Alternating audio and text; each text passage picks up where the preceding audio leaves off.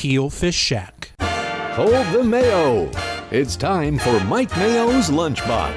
Find out what's being served with Mike, Defo and Lubie, the only show that covers food, sports, and the proper maintenance of your car. And now, a man who had the distinction of having an entire health clinic named in his honor, Mike Mayo. I want the flim flam sauce with the awesome bay, with shafafa on the side.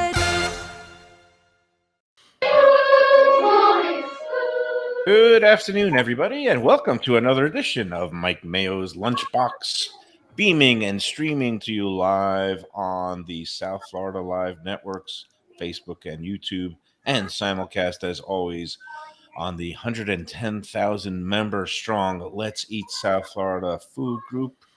What are we doing today? How are we today, gentlemen? Mike Lubie Lubitz and Jeff Defo DeForest. I can't speak for Lubie, although I did speak with him for a couple of hours earlier this morning on our other show. But I'm doing fine, feeling good. I mean, getting ready. The birthday is now 8 days away, so I have 8 days to complete a vital transformation. And so far, I mean, I have a half a shot maybe of getting within 10% of my reachable goals. So that would be nice. What are the reachable goals? Hey, just a few things about, getting into a better condition here. We're talking numbers like weight or like bank account or what numbers? Bank account I gave up on a couple of years ago when we got canned from the radio station. I figured it was going to be a long swim in a wide open sea, but we're getting there, and weight, getting in shape, feeling good. So far so good. I'm a couple of days into it. I have 8 to go, so we'll see what happens. You sound like me now with the keto. Come on. 100%. No, I'm not talking keto. Have I ever mentioned the word keto to you? No, but I'm just saying I'm making a comparison that the way you're talking now with this pie in the sky. The difference is I'm going to attempt to do it, which we know in 17 days. the various campaigns that you've been on that it was like ridiculous. You were thrown in the towel before you even started. I did it for 17 days, except for the meals that I had to eat on air that included a lot of carbs. But that's like the whole Thurman Thomas 80-yard runs in the second half. Except for the 80-yard runs, the Dolphin defense on the Tom Olivedati was just terrific. It's really more like, other than that, Mrs. Lincoln, how was the play? Exactly. Exactly. Well, give me, this is going to be fascinating for me and the audience. What did you have for dinner last night? What did you have for breakfast, lunch today? Let's see. All right. Well, so far, what have I eaten today? I ate a couple of eggs and some great. oatmeal. Yeah, that was good. Eggs are one of those, for a while, was really taking a bad rap because people think eggs and, high in cholesterol. Yes, they are high in cholesterol, the yolk part anyway, but it's really, they're very healthy. They're high in protein. They're low in calories. They fill you up. They give you this sense of satisfaction. And cholesterol alone is not the culprit of why people have high cholesterol. It's because there's genetic predisposition to high cholesterol, and it's what the other foods you eat in combination. Eating sugars and carbs will actually raise your cholesterol more than if you just have an all egg and bacon diet. But I interrupted you. Go on. Well, no, I mean, there was no bacon involved there. I do have a food question for you, though, with your level of expertise in these matters, because we do defer to you on that. And, okay, so everybody would be, that was dieting would be recommending egg whites, okay? And many years ago, when I was doing this diet that I'm sort of like following right now, although I'm doing a modified version of it for sure, because it includes a Budweiser after my walk of life. But egg whites was always the thing. And people that are dieting are always eating egg white omelets and egg white this. And I would imagine that's also to try and reduce the levels of cholesterol in your system. So how do you feel about egg whites? And is it something that in your lifetime you could ever see yourself ordering as an alternative to regular eggs? I used to buy those cartons of egg whites. And again, it's because the egg whites filter out the yolks, and the yolks have the high cholesterol. But then I looked at the carton, and some of them say, just egg whites pasteurized, but some of them have all these other additives and preservatives and things like that. And I'm a big proponent of real food. And in my world, that's a good theory. I like that. I would rather have like a nice heritage, organic egg that has that beautiful lustrous orange yolk color. And even if you cut away the yolk from it and not eat it and just have the white part of it, I just think when you get a nice egg out of a carton, you crack it yourself, that there's purity there. It came out of the hen, and now you're having it. And if it's an organic hen, it hasn't been, the chickens haven't been treated with any kind of extra stimulants or antibiotics. And again, when you're buying things in a carton, there's all kinds of additives and things that they can do to it. So to answer your question briefly, I prefer real eggs to egg whites, and I prefer any cheese to Munster cheese. It's funny, and the reason this came up is because, as I said yesterday, this Munster cheese thing, that for some reason the Mustang, among the many packages of cheese that she had in there that were all Boar's Head variety, one of them, and the only one that wasn't with a statute of limitations on it, was Munster. So I had to use a couple of slices of Munster cheese this morning on my 2 eggs over easy. You melted them? I melted them, and you're absolutely right. There was a 0.0 in terms of taste. The only acceptable way to make any kind of Munster cheese creation palatable. There were people that were favorable to Munster cheese, though, in my little post that I put up. I wish you would put it up on the group, because I think it's a valid question. On the group. You're a member. If you submitted that, I don't like to. Would you have gone ahead share and put that other in? people's posts on there? That's not. I That's see. kind of Okay, against the rules. Like, everybody has to submit their own post. Should I bother to submit it? I mean, the picture yes, of the I think it would be a great topic of debate. I think. Okay. I would be surprised to see if there were any big defenders of Munster cheese. It was, it wasn't maybe close to 50-50, but I mean, there were people that had valid reasons for liking Munster cheese. I used to like it. That's the funny thing. I used to actually buy it, voluntarily. And then I realized that I didn't really care for it that much. But I gave it another shot here. Like you always say, sometimes you got to go back to a restaurant where maybe you didn't have the greatest experience and people are all saying it's great. So maybe it wasn't their night or whatever. But I gave it another shot out of necessity. There was nothing else to pop on top of these eggs. There is and there it was. I mean, just laid there flat, dead. Flat. I mean, it was ridiculous. Flavorless. No, there's one instance where I like Munster cheese. If I use a grilled cheese, if I make a grilled cheese sandwich with Munster, but then smear some of that Coleman's hot English pub mustard on top of Munster cheese, that actually makes it. I never thought of that. Into a state that is like almost lively and has some sort of meaning. People say it melts better, whatever. Nice. Blends in better with things. Nice. The Munster melt is nice. The American cheese melt is the best. Sarnie likes it with salami on the sandwich. Munster cheese. I never thought about that. Salami, salami and cheese was a big thing when I was growing up. But I always liked provolone. I get some Genoa salami and some provolone cheese, some sharp provolone, along with some other cold cuts. People are making some very juvenile jokes on the. That's okay. That's what's the beauty of that question was. For. Yes. Sorry, I'm not going to. It's so asinine to even ask about it that nonetheless it did spark a response. So I'm going to throw it up there. I mean, if it comes by your desk, yeah. I'm going to approve it fly immediately, if not All sooner. Right. All right. So we have the Munster cheese debate rages on. Then we also have now Defo trying to hit some target numbers before he goes to Chef. Look, the last 2 weeks at 10 Palms, he's gotten salads. I mean, they were very healthy salads. Good for him. Chicken. No, good. Yeah. Look, I'll give him credit. He does these things. I don't know. You guys both have. I think we all look relatively healthy now. We got tans. We've got black shirts on. I always watch what I eat. It's just because I grew up in a family where everyone was sort of overweight, and I was the one that wasn't, and I saw the struggles they went through, and my mom would do these diets, and I'm like, Mom, what's funny is the 8-hour diet she did 25 years ago is now the thing people do. They change the names. I love how they change the names of these fakakta things. The intermittent fasting. No, it's an 8-hour diet. My mom did it in the 90s. It's the same freaking diet. Everything is, it's all been done.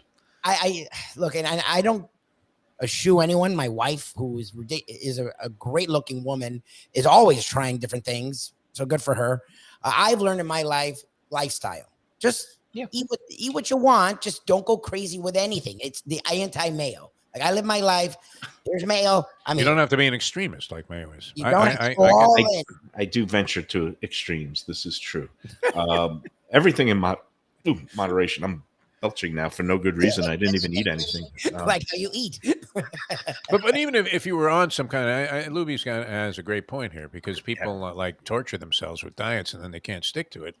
But if you're eating essentially like a healthy diet and you're not eating giant portions all the time, or as you do, going back to back where you have lunch in two different places, all, very heavy and, full of carbs and all this other stuff, you can sneak in a bite or two of something that would not necessarily be conducive to losing weight and get that satisfaction, right? So, but you just have to be, careful on the timing on that kind of thing. Yeah. But to answer your question, I did have a salad for dinner last night, and I didn't even eat all of it. I just finished off the rest. Did it fill you up? Honestly. Yeah, pretty good. What did you include in the salad? Was there any kind of cheese, meats, or yeah? I mean, nice, salad with a lot of stuff in it. Salad with a lot of stuff. You could be a food writer, my friend. Well, it was a Cobb salad, and so whatever the ingredients are in there. I mean, it had whatever like the Cobb pieces of ingredients bacon, are. avocado, There would be little crumbled bacon bits. There would be chopped up egg. Correct. This was natural bacon, no bacon bits. I give you the place, and this place is worthy of a plug because somebody was asking about. I don't know if it was on Let's Eat South Florida or this Pompano Beach page I'm part of, but they were asking about great lunch specials around the Pompano Beach area. And Brendan's, which used to be Yahtzee's, has excellent lunch specials, and actually they're available, I think, maybe throughout the day, where you can get a really good salad in a place that you wouldn't normally anticipate they would be serving great salads in.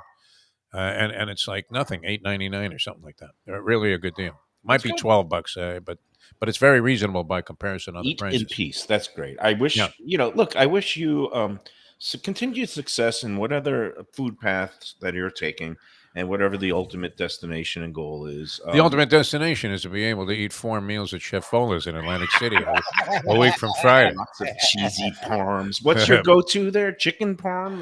Their chicken parm is world-renowned, if a chicken parm can be world-renowned. But they have so many things that they do well. I mean, it's just an excellent Italian restaurant. So their seafood is great. Any of their pasta dishes, sensational. The veal chop is the best in the city. Which in Atlantic City, there aren't that many places to compete with. But it's just an excellent restaurant. Whatever you order off the menu, this was one of our other arguments. So you can rest assured that it's going to be very good. You don't have to worry about deviating and oh my God, they don't do a steak right. Everything they do top notch. Everybody loves a big salad. Hey, Thursday we're going to be at Aruba Beach Cafe, one of our fine sponsors, and Chef Chris Nealon is going to join us, and I'm sure he's going to prepare a nice salad. We might have to have that bouillabaisse. That was really good. I still remember that. He's doing special. He's making us a Tahitian poisson. It's like a tuna, not a tuna poke, but it's kind of like a French Tahitian tuna.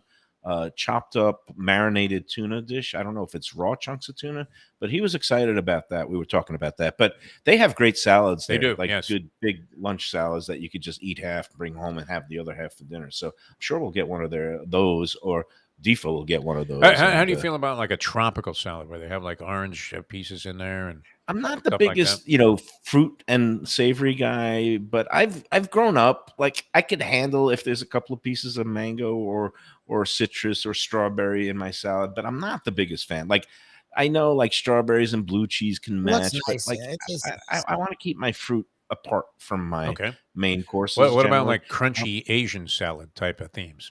What do you think about that? I like crunchy. Crunchy you're happy there if they put some Chinese noodles on it. You give me some crunch, whether it's cashews or some of the crushed walnuts or something with the. So yeah, I do like a good Asian salad. Hey, let me get to the poker story first, and I was at the Hard Rock last night. I came short of the money. I finished 36. They were paying 26, and there was 204 in the tournament. But a couple of notable things happened. Number one, I ordered the beef chow fun from the bowl. Is that what that was? Excellent. Yeah. Oh, really? The picture made it look like something chow that I would feed Holly and Skippy.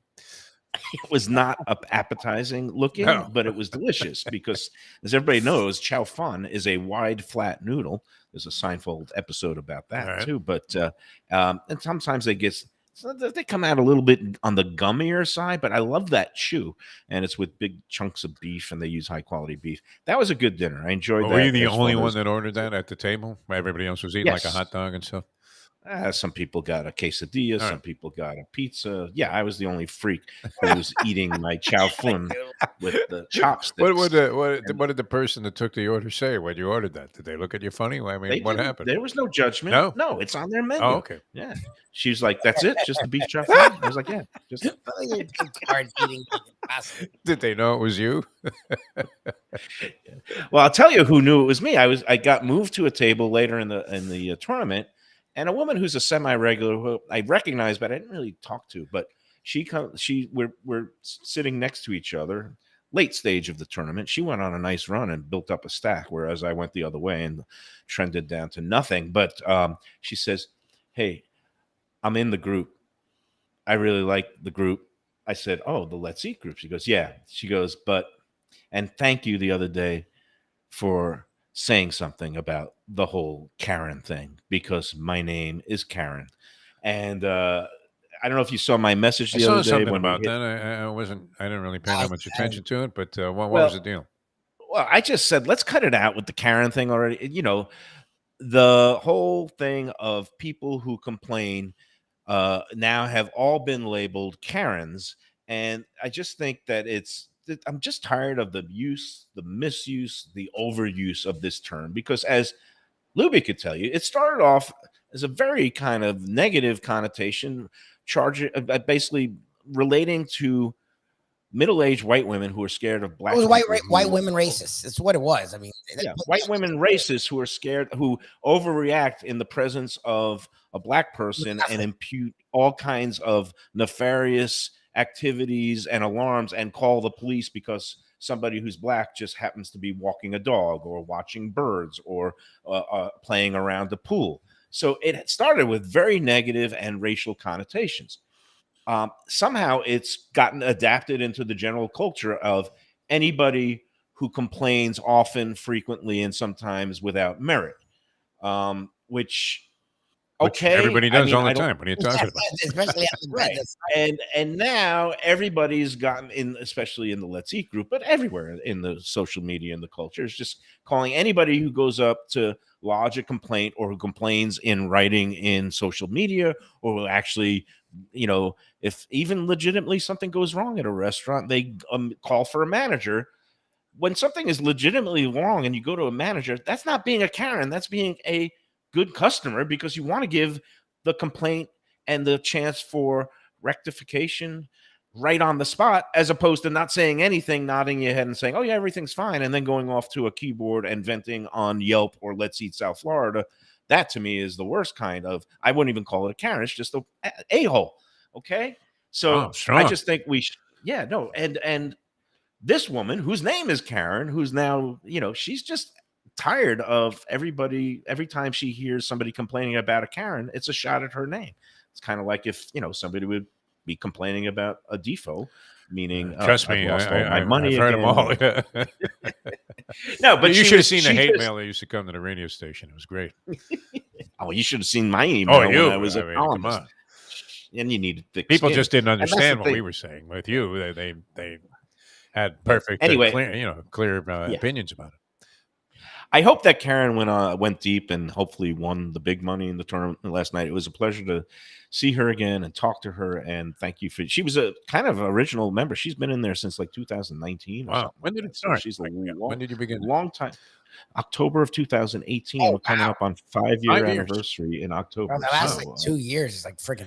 Averaging 5 years, 22,000 110 subscribers a year. That's excellent. 110,000 people. But anyway, Karen is tired of other people calling everybody else a Karen, and that's it. That was poker story number one. Poker story number two. It's kind doesn't of like really Karen relate. became, the American version of shalom, where one word means everything.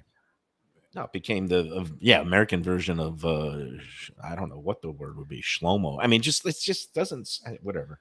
It's not fair. It's not fair to the Karens of the world. And now the male equivalent, I guess, is Ken. Karens and Kens. I don't know. It's just stupid to me, and it's reductionist. I hate these silly labels. Just describe whatever happened, and if somebody is complaining without merit or overreacting, just say you're an overreactive complainer, as opposed to calling I them. mean, look, we've talked about it. We'd rather you complain. You're an overreactive complainer, is what you are, Mayo. I mean, We'd rather no you one's going to say that. What are you talking about? We'd rather you complain at the restaurant than go to Yelp. Like whatever Karen, Ken, whatever. Yeah. I'd rather you do it there to the restaurant and give them a chance to fix it than Yeah. go online ranting, which is what the majority of people do. Right. You know what's funny? But then everybody. I don't mean to cut you off there, Yes. Lubie, but what's funny about all of these discussions about calling the manager over? I don't know. And there's zillions of times I've eaten out. I don't know that I've talked to the manager more than once or twice, maybe lifetime. And that was because they came over to say how are things. I mean, Because you're a very mellow who's dude who doing smokes this a all the lot of time? pot. I mean, who's constantly like, I don't assume when I go to a restaurant that I want to be speaking to the manager, and yet it seems like it's such a commonplace thing. I don't need. I don't. But the thing is, if the steak comes back overcooked and I order it medium rare or rare plus, which I get I've baked had for- incidents actually, like I was saying last year with that Gordon Ramsay thing, where the steak was cooked wrong 5 straight and times. I do it. I've done it a number of times at Tropical Acres. I love Tropical Acres, but I'll say something if it doesn't come out right, and I don't need to summon the manager or Jack's Duty Alley. I just say something to the waiters. This is a little bit overcooked. What do you can show this to the chef? What does he think? I mean, it's obviously a shame because when you overcook the meat, there's no going back. You can't subtract the heat. You have to get a whole new piece. Yes. But the piece that they have, they could take it away, and if it's not cut, they could trim the edges and use it for tomorrow's ground sirloin. Although I imagine that's against health department rules, and they would never do that. The bottom line is they want to make it right on the spot, and it doesn't usually entail having to go to a manager. There are some places though where the servers give an attitude, or the servers are, well, when they ask you to incompetent, prove it, like that time at Gordon Ramsay, when the server is telling me cut into the middle of that thing, let's see what it looks like. After I told him, man, it looks like shoe leather is what it looks like compared to the way I ordered it, which was rare. Right. So you would think that would be the Well, then easiest. you cut into the middle and say, look, this I is did, just and it overdone. was well done. Yeah. And they still like kind of gave me the look, like you get when you go to get your numbers from the medical people, where they give you the look like Mr. Mayo. This isn't going so well. You don't want attitude. That's for sure. It's all about the attitude, and the best places will take care of things before it has to go to the upper levels, or whoever's in charge. Hey, let's do our Tropical Acre spot now, since we've already started talking to them, and we might. Yeah, as well I've get to our never first had break. any situations there that weren't I've done totally that. 100% No, pleasant. I mean, Never. It goes weekly, so I mean, I've been there many somebody- times. Somebody put up a post the other day about the barometer of a place is not that they get everything right. It's how they handle things when something goes wrong. And that's one of the many areas that Tropical Acres excels in, because if something is not right to your satisfaction, all you got to do is say the word. Don't you think We're this? gonna try to make it Do happen. you think that, Right. that there are different levels, like different interpretations of how to order, say, a steak, which would be the most common thing to be overcooked? And like you'll say it, I'd like it rare, and sometimes they just give you a look. Well, that's going to come out raw. It's going to be screaming. And then you go to rare plus, but then that's what medium rare. I mean, do you find Well, that it's that's just true above that different medium. restaurants have different takes on what No, it should be constitutes rare, consistent. medium, and No, whatever? I think across the board, across the should be. steak, It should cooking be. industry, there is a standard that rare is, red and cold in the middle. Medium rare is pink and warm in the center, and it goes on from there. So there are standards, and hopefully the places should get their stuff together. And it comes down to this: always ordered on the underdone side, so they could just fire it up a little bit more if it's not to your liking. The best places get it right the first time, and Tropical Acres usually does that. They have a pretty good batting average, and you want to go in there tonight, because not just getting yourself a good steak, you can get a half-price bottle of wine on half-price wine night, Monday and Tuesday, and you could also skip the steak and the whole ordering and done this thing, and just get the twin lobster special for $39, because those lobsters, they just steam them. They come out right, nice and sweet, and a little bit juicy, not tough. That is the twin lobster special, running all summer long on weeknights for $39, 2 of them, at least a pound, pound and a quarter. That'll fill you up along with the salad and the side dish, the baked potato for Defo, the cream spinach for me. And, it's a great place. The happy hour in the bar every afternoon, 4:30 to 6:30, half price drinks and good light bites. The early bird special, 4:30 to 5:30 in the dining room, where you get the enhanced goodies like a soup in addition to the salad, and also a dessert and coffee and tea. So go in there. The Studio Alley family have been doing it a long time. They pride themselves on their customer satisfaction and service, and it's great value. You get the loyalty card for every 12 entrees you purchase. You get the 13th entree on the house. All kinds of good entertainment coming up too at Tropical Acres. They have different shows and reviews. Go to tropicalacres.com for the full listing of schedule. They're open every day except Sunday, Monday through Saturday. Get in there, get yourself a nice steak, or do a surf and turf with the lobster.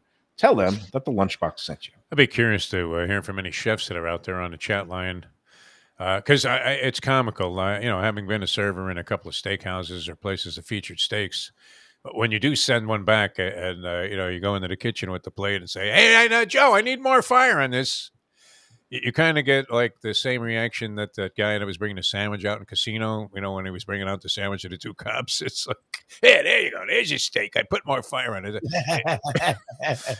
It's not the favorite thing, of the people that are working in the kitchen to have to deal with that for sure. Well, I mean, then get it right. Just the kitchen competent chefs will get the steak doneness right. It's an art, Creates a little tension between server and chef, though. Where you have to bring it back. Go, hey, look, this thing, it's no good. It's screaming. As I said, you could spank it. But it was never the favorite thing for a chef to have to redo a steak in any way. All right. Well, Sarni just chimed in. Aruba Beach Cafe just came up on MSNBC. In what context, Sarni? Please chime in and explain.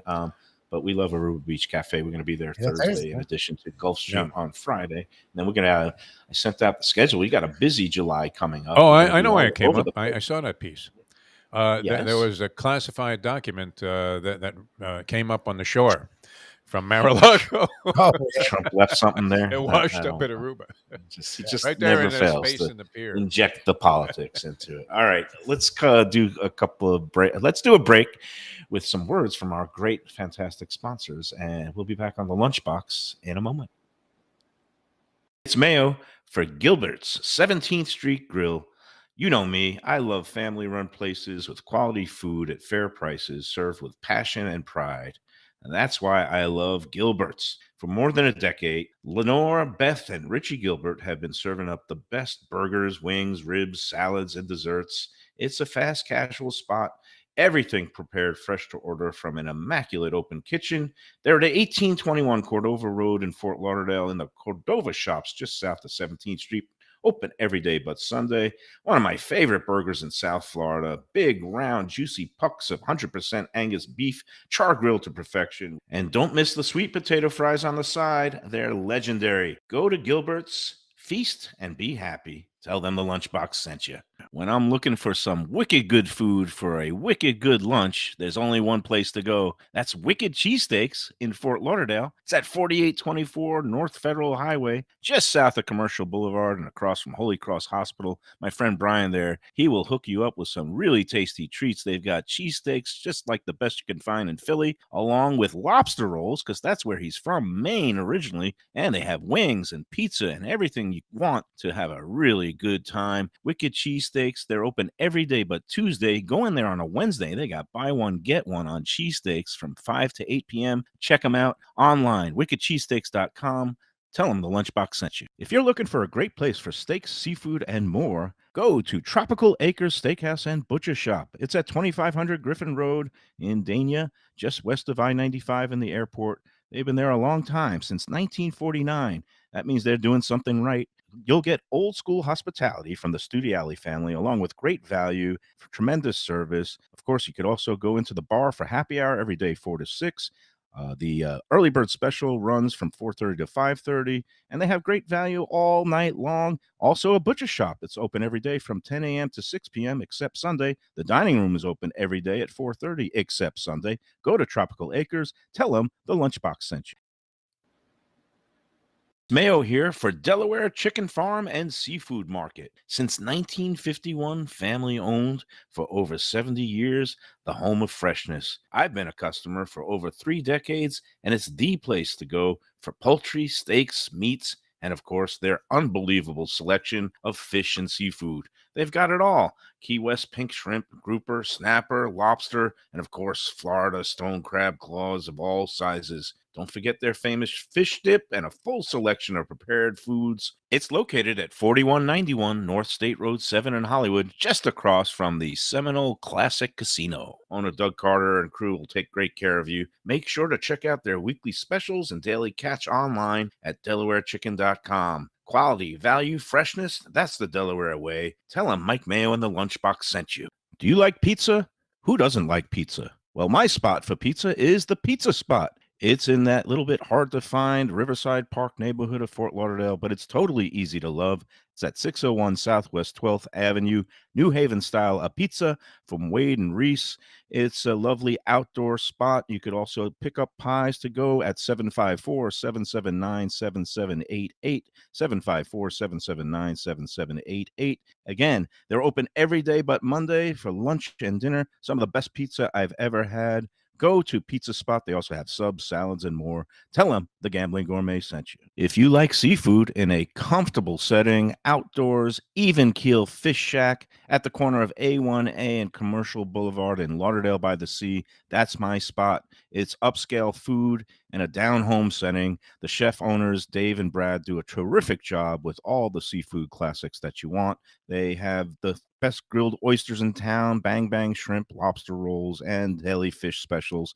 They also have weekend brunch Saturday and Sunday. They have deli happy hour 4 to 7, and they also have other weekly specials like mussels on Monday and oysters on Tuesday. Go to Even Keel Fish Shack and tell them that the Lunchbox sent you. Back on the Lunchbox. It is a Tuesday. The sun is out by me. I don't know how it is by everybody, but it's the summertime. We get some showers going on, but it's all good. A couple of newsy nuggets before we get back into the discussion. Number one, Taverna Opa in Delray Beach, not the Hollywood original, but the Delray Beach location, abruptly shut down over the weekend. Wow. Apparently their lease is coming due, and they also just had some damage from a lightning strike. I don't know what happened there, but very suddenly, after 9 years on Atlantic Avenue there, Taverna Opa is no more. So that's a little FYI for the people up in the Delray Boca area. They still have their Hollywood location going on the Intracoastal, and the owners also operate Taverna Kima in Boca Raton, which is a very good Greek restaurant also.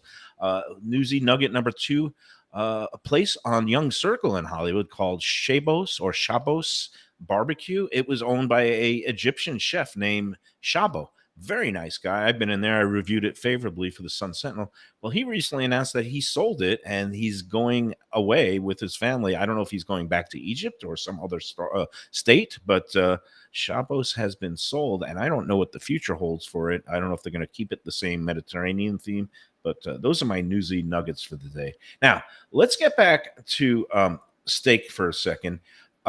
Somebody asked a question of like said, I don't know if it's supposed to be, I have a better question about steak, but he's asking about butters. So he's not asking about steak. He's asking when you go to a restaurant and when they cook, and I'm sorry, I'm chiming in by explaining your question. I know that's against your question.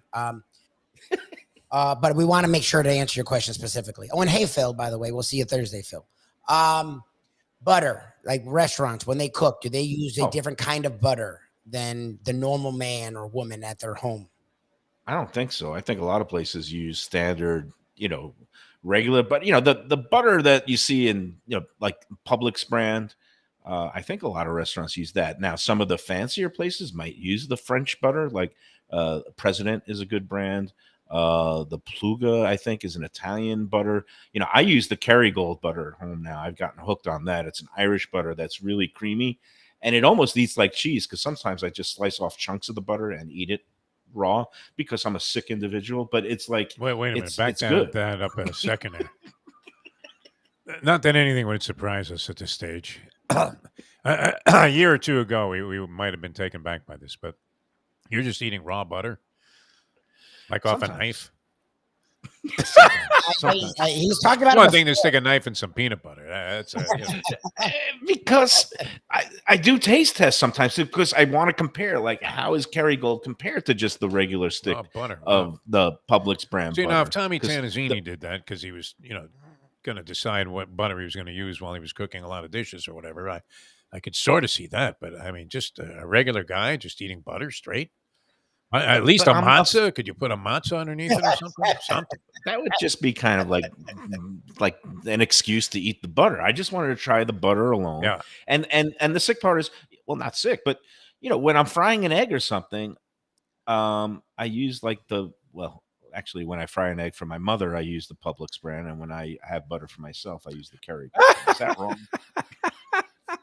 I have a caste system. You're serving your mother like she was some cafeteria. I missed it. I'm chatting. Wow. You differentiate the butter depending on who's getting the food. That's And unbelievable. you know what? I'm a horrible You know human what my being. opinion- Could you shut down the show, Lubie? Let's move I on may to not know tomorrow. about food like Mayo. That but was he's it. a scumbag. What the hell? What is What a that? slime ball. The cheaper stuff for your mother? Are you kidding me? You would think it'd be the other way around. She's 90. I mean, her taste. You have this thing against old people, even your own I don't mother, wanna Michael. waste it. I don't know if you went back and we just cut up the different times that you've been disparaging to older people, including me. But I feel okay. But your mother doesn't deserve this kind of disrespect. Well, it's very fresh butter. It's not going to make her ill in any way. It's Look, just if you not don't want to the waste it on creamiest. me, I get it. I don't know the difference, and that's fine. But it's your friggin' mother. Yes. All right, I got to recover here. The actuality is because her system can't handle the really creamy, fatty things, and some of the ones that aren't as I don't think it has as rich of a. And this makes no sense. Ice cream. You has are a sounding butterfelt like a Trump apologist. You really are. Yeah. All right. It's just I'm a horrible human being, and I have 2 sets. Who said I was food talking about a components. document? You really do. You sound like that tape yesterday. All right. The Can we excuses move that came on? after. Yes. I thought he was asking about the quality of steaks. I thought which is better. I didn't realize he was actually talking which about is butter. It's actually an interesting question because Brian brings up a point, and you don't think about it. Like at home, I am very conservative with my butter because, again, I think about things like health and stuff like that. I don't know if I want to know how much they use because I feel like they're just liberal. They don't measure it out. That's one of the things. Just add the butter, add the salt. When you're out to eat, you don't know what's going into every pan and every dish. And I even detected it last week at 10 Palms. The clam chowder was great, but it was buttery, and it made it a richer and creamier. And just That used to be a butter thing, for though. extra Throw a little pound of butter into even tomato soup. Yep, and it would make it better.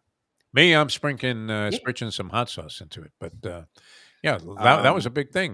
Throwing a little pound of butter into soups. Yeah, or schmaltz, chicken fat adds flavor. Fat adds flavor. It's the whole thing when it comes to when I thought the question was the grade of steak, because we had that discussion last week on the group about, now some restaurants are using choice instead of prime. Prime is a higher classification, and more fat, more marbling.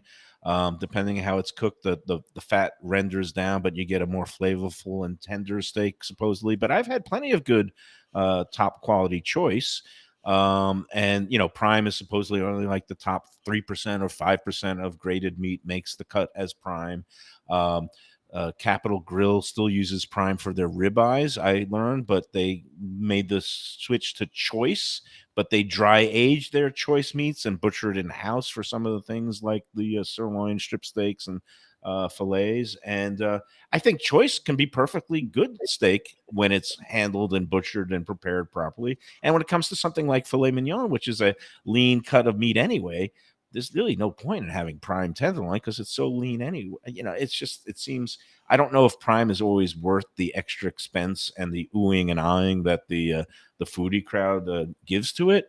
I just say if I find the steak and I like it and it chews nice and tender and it seasons well, I don't really care whether it's prime or choice, but you should clearly label it and it should be priced accordingly because prime is significantly more expensive, wholesale, 30% more expensive than the choice meat. And at supermarkets, you see only choice usually, but now things like Costco does carry Prime, USDA Prime.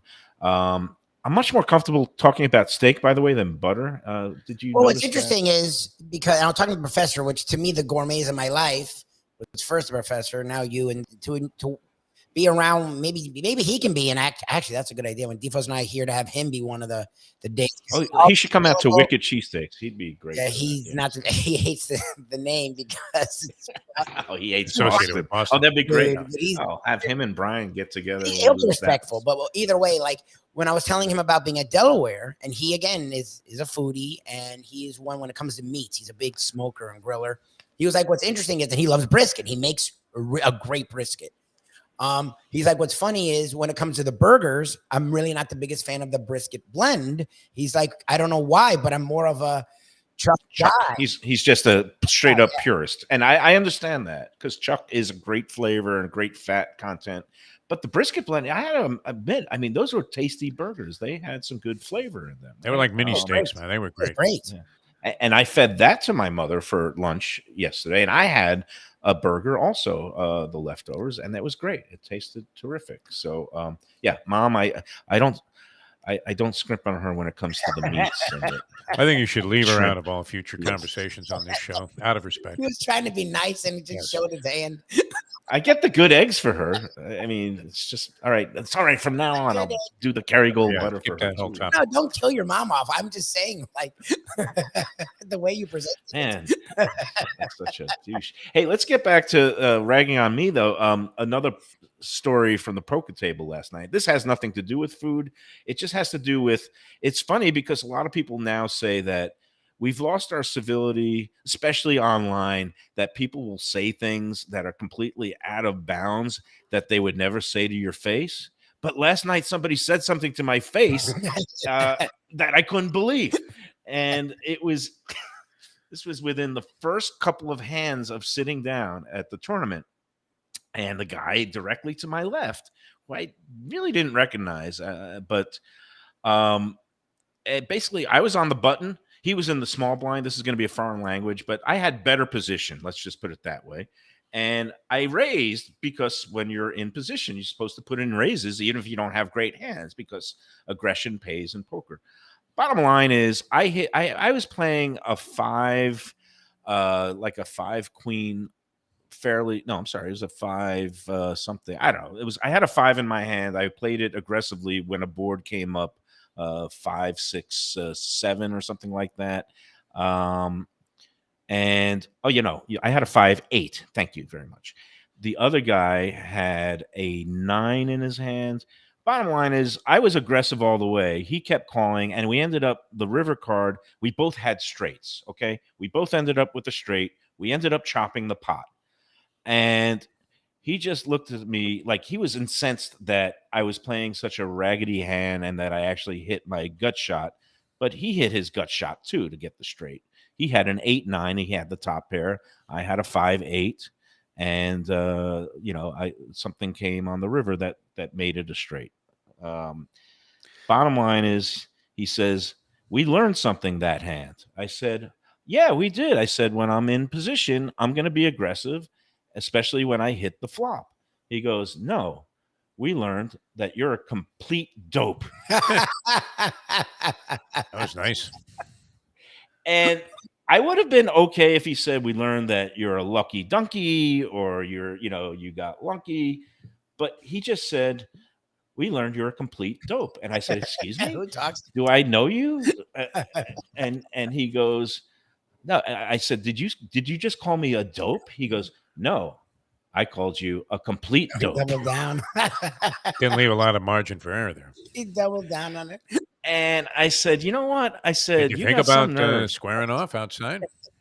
No, but I'm from Brooklyn, and maybe it's this guy's strategy to get me, tilted. 100%. That's some people's strategy. He did get inside your head because you're still talking about it. Hey. Well, the bot. No, there's a punchline to this, which is great.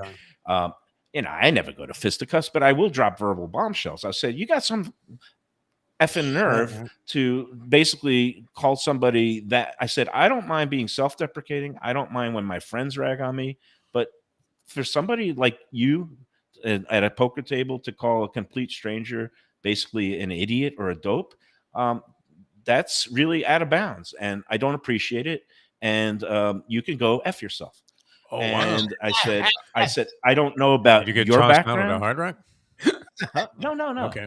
And basically, I said, I don't know your background, but I don't consider myself a dope. I had some good education. Did you show him your He goes, Tufts degree? He said, I went to University of Chicago in Northwestern. I said, well, good for you. Then obviously you're not a dope either, and you should realize that it's not very smart to going around insulting people you don't know. Well, what was he so unhappy about? I mean, I still don't get it. So what happened? Card game. Win the hand, or did he win the hand? I'm confused. What was he had such a great hand, he would have beautiful taken all your money for being such a dope. Well, here's the very next hand, and this almost makes me believe in a poker god because I just think the karma this guy showed was like just ridiculous. It's okay, so the very next hand, I look down, I get pocket tens, and he's on the button. He's right next to me. He puts in a little raise. I just end up putting in a flat call. The board comes 3, 4, 10. I flop a set of tens, top set, just like the sweetest thing you can do in poker. I thought he might have had an overpair of queens or kings because he seemed like eager from the get-go. He fires out a big bet. I put in a raise. He goes all in. Wow. I snap call. And I turn over my tens, and he goes, oh, and he turns over pocket fours. This is the very next hand after I, told him off. He has his set of fours. I have my set of tens, blank, blank. He's out the door. Punchline is, he actually looked up and says, I guess I'm the complete Exactly. Self-realization is good. So he threw himself off. It does remind me, when you do these things that, we're reading like a Charles Gorin column about bridge. I mean, does anybody follow along what you're talking about? But I got my revenge, Defo, and the gods rewarded me. Like he was being a prick. Yes. And the very next hand, he hits great. a set. 3 of a kind, and I hit my better 3 of a kind. That's how it usually happens. I mean, that's how it usually happens. You know that. Well, it was great, and the table cracked up. And, we had Sent him home packing, man. He was thinking about you all the way to his car and probably beyond. Hey, before we get to the last break, I did want to ask about the Marlins. I know that a lot of our viewers thought the sports talk was maybe over for the rest of the summer once the home teams, the Heat and the Panthers, lost in their respective championship rounds in basketball and hockey. But here we are. The Marlins are like, what, 11, 12 games over 500? Yeah. Can you guys fill me in? Like, what are the basics? Who's good? What's the lineup? What am I watching and why? I feel like Sarney. Wow. No, they have two of the great stories in baseball going on at the same time on his team. Luis Arraez, who they acquired from the Twins for Pablo Lopez, very popular pitcher. And you don't trade frontline pitching unless you think you're getting something serious back. This was not a prospect that had shown promise. This was a guy that was already established. Yep. And he's hitting .399 halfway through the season, which, the last guy to do that, of course, was Teddy Ballgame in 1941, Ted Williams. So that and it hasn't even been approached. And he's doing that while only 4 guys in the National League have an average above 300. This guy's hovering around 400. The entire season. So that's been great. And then they got this Yuri Perez, a pitcher who is sort of the second coming of Don Trellmania here. And he's been dynamite. And they're doing well enough to win the majority of their games. They're 11 over 500. The Mets spent $364 million in payroll, and they're 7 or 8 under 500 at this stage and making errors and looking like the bad news Bears. So, it's a good story. It's kind of an uplifting story. If the season ended today, they would be a wild card team. They would be a wild card team, yes. Yeah. How many wild cards does baseball have now? 3? They have 3 in each league, I think. And division winners, there's 3? Yeah, so 6. Six so teams in the playoffs. Top 2 division winners get buys, and then the other 2. How does that work? I can't even follow it. That's kind of how it works. Yes. Yeah, I think they do buys. And every league has a designated hitter now, inclling the National League. That's happening. Yeah, you know also, what? I'm yes. done with baseball. It's like that water. What is this? Kiner's Corner you're turning this show into? Well, I don't know what's going on out there, but let's talk some baseball. What is happening to Well, you, no, Mayo? I'm just This thing saying. shook you up last night. It really did. This incident at the poker table. I don't like being called a complete dope by a You complete won. Who stranger. I Well, just then think it's rude. don't listen to Lubie I and I know, after but the it's show. just, I mean, come on. but it just amazes me. Or I guess Lubie and you know me. what? I shouldn't be amazed No. that people come in. That there are pricks out there who intentionally try to tilt people by being uncivil. And I played the game like a gentleman. I don't like people who shoot angles, who hide chips, who hide their cards. Some people bury their bigger chips at the bottom of their snack. They're supposed to put the big chips on top, so all these little things. I get annoyed. Anyway, I am talking You the should Charles start a Darn Let's Bridge. Play poker page with the Sunset. And imagine the fetching that would go on there. That would be even better than the Let's Eat group. It would be great. All right. I just thought it was bad manners. And for people who say it's only online that people are keyboard warriors, at least this guy had the courage to say it to my face. I respect that. So, I've thought about it a few times, but refrain. hey, let's talk about our friends at Delaware Chicken and Seafood Farm. We were there. We've been talking about all their great products, and you should go there to check it out and shopping for the upcoming weekend. And then, of course, the big 4th of July weekend is this weekend. Is right around the corner. Yeah, it's this weekend. We're here. Yeah, I think a lot of people are going to be taking a 4-day weekend. Next Tuesday, yeah, exactly. Is 4th of July. People taking like a 12-day weekend. There will be no shows Monday and Tuesday. So, again, you can stock up on all the goodies, whether it's the hamburgers and the hot dogs, and they got the special kinds there, the Kobe hot dogs, the Wagyu hot dogs, the brisket blend burgers, or the seafood and fish that has made them famous, along with the poultry. The Delaware Chicken and Seafood Market is the place to go to stock up for a big weekend of chilling and grilling. They're at 4191 North State Road 7 in Hollywood, just below Sterling Road, across from the old classic Seminole Bingo, actually Seminole Classic Casino, it's called now. There's a big chicken on the roof. They're open every day. They'll do the curbside service if you order in advance. But better yet, you want to go in there and look at all those beautiful display cases. There's grab-and-go food, the greatest fish dips, the salmon dip, and all the other prepared items like soups. You could have them do some, fire up some crab cakes or even steam the lobsters for you. They'll do all of that and more. They pride themselves also on great customer service. Doug Carter and his crew, seafood manager Jose, and our main man, the manager Gene, who grills up like a fiend every time we're there.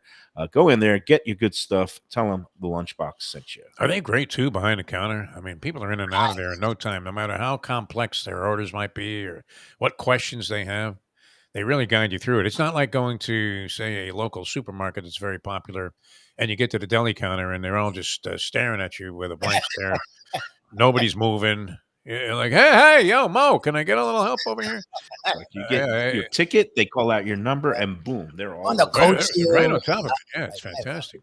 No, they do a great job. Stuff. All right, coming back with more on Mike Mayo's Lunchbox and Poker Show in a moment. Well, the point is, am I a complete dope? I guess. No, you're not. But you're weird for still being bitter. We'll be back after. Yeah, the description of the cards was maybe too much detail for most people. Like, I had a 2 and a 4. No, I had a 3 and a 5. It's like a guy comes up to you and shows you he's losing tickets at the track. Like, I don't need to see your ticket. I know you lost. You lose every day. I ended up getting lucky and hitting a straight on the first hand. Very nice. And he had the same straight. And he calls me a complete dope. There you go. You had the same hand. You're an idiot. All right. Mayo's bailing out. We're coming back with more in a moment. Beach Cafe. It's a South Florida landmark, and it's one happy restaurant right on the water. Tables literally on the beach.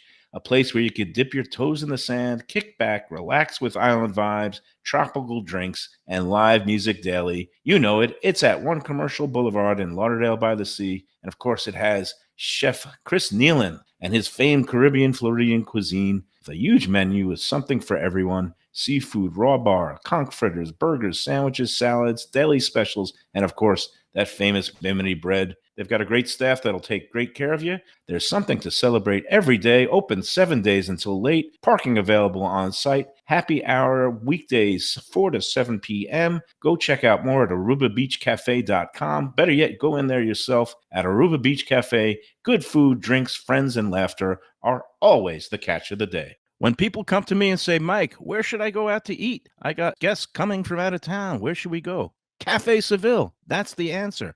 2768 East Oakland Park Boulevard. It's a Fort Lauderdale perennial. serving the finest in Spanish and continental cuisine in a cozy, friendly, comfortable setting. Joey Esposito and Sally, his better half, they've been running the place for a long time. It's been open since the 1980s. They got great Spanish classics like paella, shrimp with garlic sauce, and all kinds of great seafood dishes. The stuffed veal chop, oh, that's my favorite. Go to Cafe Seville. It's open every day but Sunday at 5 p.m. for dinner. Tell them that the Lunchbox Mayo and Defo sent you. Do you like burgers? Do you like wings? Do you like late night food and sports on big screen TVs and cold beer and friendly vibe and great people? Then you want to check out Shenanigans, 1300 South Federal Highway in Dania Beach. Go to Shenanigans, you get yourself all the good stuff, the fresh fish every day, the black and grilled wings, and of course, the kitchens are open late. Go there, tell them that the Lunchbox Mayo and Defo sent you. We're back on the Lunchbox, and so now we're going to conclude with our butter taste test. This is a little packaged butter. It's called Wholesome Food Butter, and you can see it's like kind of yellowish, not very deep in yellow. You stole the butter out of a little dish that's in the center of the table at a breakfast. No, it comes with some of the takeout right. when we get takeout food from just ate it with a knife. It's disgusting, and it's okay. Yeah. It's creamy, but now we have our Kerrygold butter. This is how much butter do you have in your refrigerator, Mr. Cholesterol? Look at that, and look at this. This is kind of a deep, lustrous yellow. It is a dark color. All right, it looks like a piece of cheese there. Took a little slice. Exactly. I said the Kerrygold. Oh, it melts in your mouth. People, this is the guy that's behind all of the criticism and all of the things that go on Let's Eat South Florida. It's so good. And it really eats like a cheese almost. But yeah, I could just sit here and eat the whole block of Kerrygold. That could be a new Mike diet. Mayo eats butter. Yes, that'd be great. The butter diet, and guaranteed to leave you dead within 10 days. So you're going to be petrified by the end of the week if you keep this up.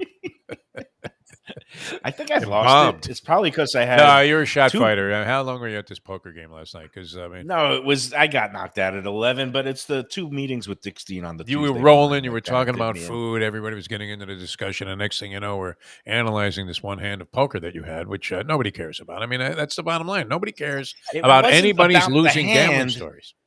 It's about the guy calling me. I like that you got the guy in the end. Don't get me wrong. It's just. Yeah. It went on a little long. Yeah, I could have edited it for clarity. And well, it was when you were grasping for what cards you had. And you only get 2 cards, Mike. Cards. You dealt 2 cards. So if you had a 5 and an 8, you had a 5 and an 8. I mean, I don't know that I messed it up. Probably because I eat too much butter. And again, I was talking to last week how the fat coats my brain and it impairs my short-term memory. So it's all gone in your head. I wanted to ask one quick question. A polarizing place in Miami that we don't really talk about. Have you ever been to Barton G? I want to say no to that. What is Barton G's? Barton G is a place that a lot of people go to for celebrations, occasions. And I think Barton G was a fancy caterer, but he also opened a restaurant where he does a lot of glitzy presentations of dishes. Doesn't sound like me, no. Food as art and conversation pieces, and maybe not so much as delicious food. And it was funny because there were 2 rival submissions into the Let's Eat group over the weekend, minutes apart. Actually, it's weird how they came in. One was just praising the place about what a great time this group of 8 people had, and the other one was just the complete opposite pan of like what a ridiculous experience, and they got shoved off to the side. The service was horrible, and the food was beyond mediocre, and it was overpriced.